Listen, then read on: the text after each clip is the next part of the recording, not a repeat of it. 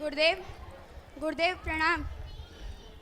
चिरंजीवी हो वत्स, कहो सब कुशल है ना? हाँ गुरुदेव, आपकी कृपा है। आरुणि, आज का मौसम कितना सुहाना है।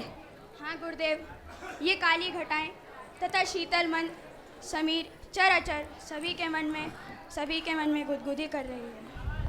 और ये मोर भी कितना मनोरंजन नृत्य कर रहे हैं। सो तो है, परंतु उत्तर की ओर कितना घनघोर अंधेरा छा रहा है। लगता है धीरे धीरे हमारा तपोवन भी इस घनघोर अंधेरे में डूब जाएगा। गुरुदेव, उधर देखिए कैसी मूसलाधार वर्षा हो रही है। लगता तो यही है, लेकिन अब तो यहाँ भी धीरे धीरे पानी की छोटी छोटी बौछारें आने लगी है। चलो वत्स, अंदर चलें।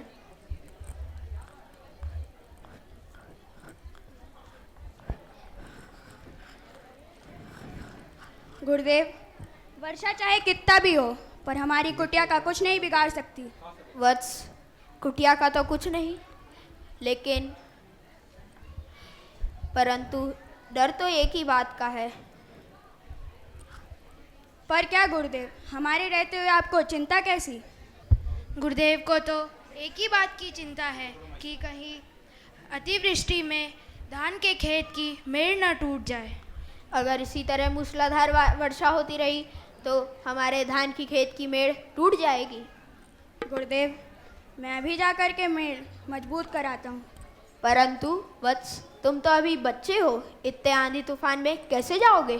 गुरुदेव, आपका आशीर्वाद हो तो आंधी पानी की क्या बिसात, उल्कापात भी आरुणि का कुछ नहीं बिगाड़ सकती। गुरुदेव, उल्कापात भी आरुणि का कुछ नहीं बिगाड़ सकती।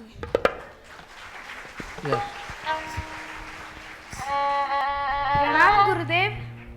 चिरंजीवी हो वत्स, कहो सब कुशल है ना? हाँ गुरुदेव। बेटा उपमन्यु, देखो इतनी घनघोर वर्षा के बाद तपोवन कैसा उजड़ा उजड़ा प्रतीत होता है। हाँ गुरुदेव, ना जाने कितने वृक्ष धराशाही हो गए हैं और कितने अपने पत्तों और टहनियों से हाथ धो बैठे हैं गुरुवर। लेकिन इससे तो इस उद्यान की सुंदरता और भी निखरेगी। वो और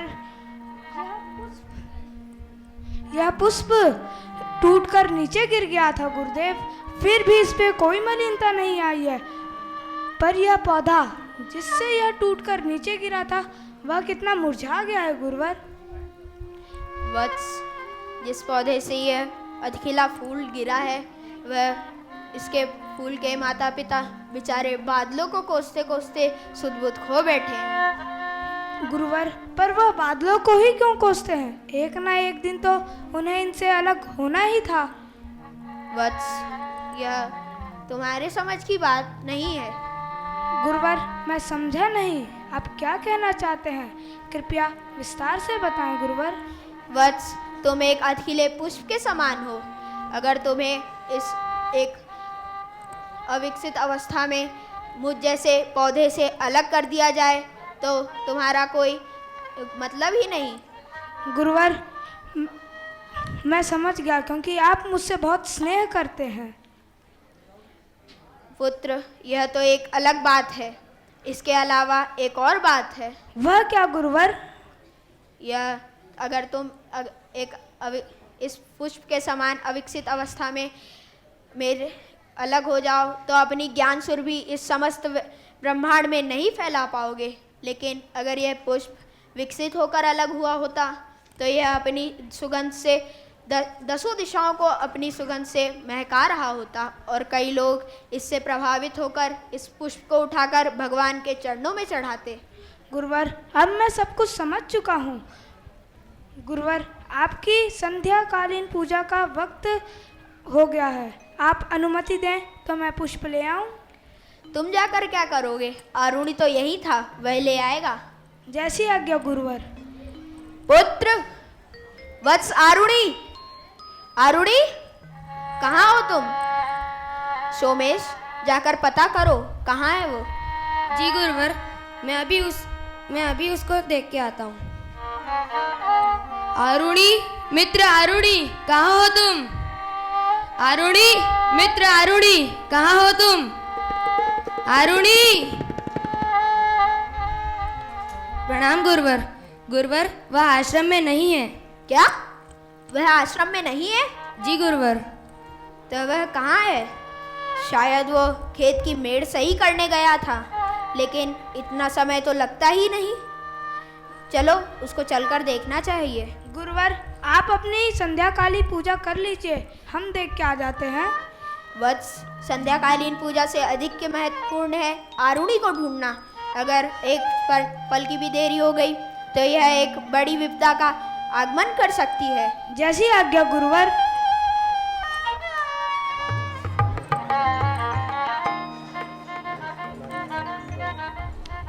अरे, ये मिट्टी तो बहते ही जा रही है, कुछ करना होगा।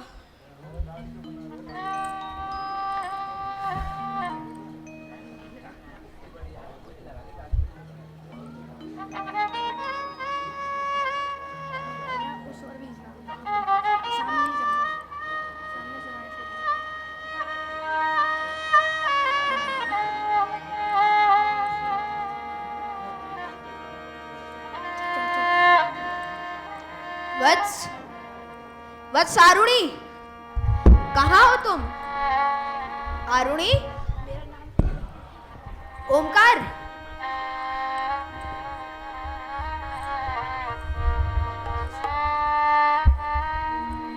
उपमन्यु,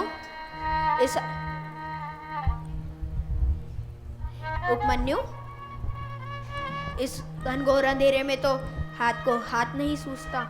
अब कैसे ढूंढेंगे आरुणि को? तुम जाकर उधर आवाज लगाओ। जैसी आज्ञा गुरुवर। ओमकार, तुम इधर जाओ। आरुणि, शिवान, कहाँ हो मित्र आरुणि?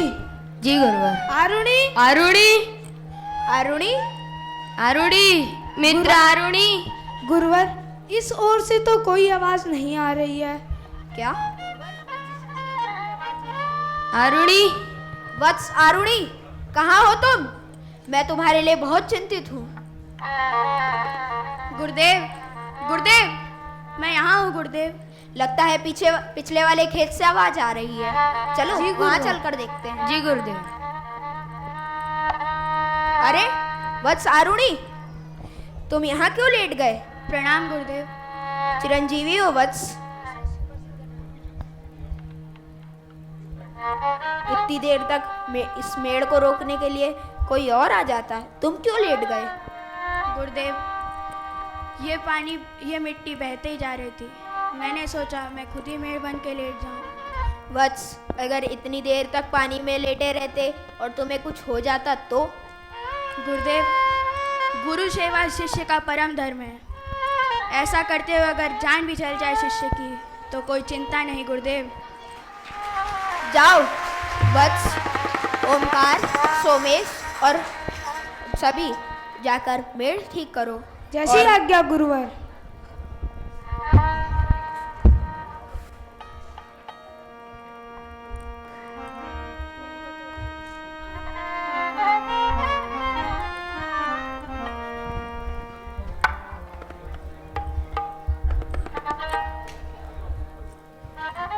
वत्स आरुणि, अगर तुम मेरे इतने बड़े शिष्य हो तो मैं तुमको एक अवसर दे रहा हूँ। मांगो, तुम्हारी क्या इच्छा है? जो मांगना चाहो मांग लो। गुरुदेव, आप जैसे गुरु को पा करके मुझे और कुछ नहीं चाहिए। बस आपकी कृपा दृष्टि मेरे ऊपर हमेशा बनी रहे। धन्य हो वत्स, तुम धन्य हो। मैं तुम्हें वरदान देता हूँ कि जब भी गुरु भक्ति का नाम लिया जाए आरुणि सबको याद रहेगा।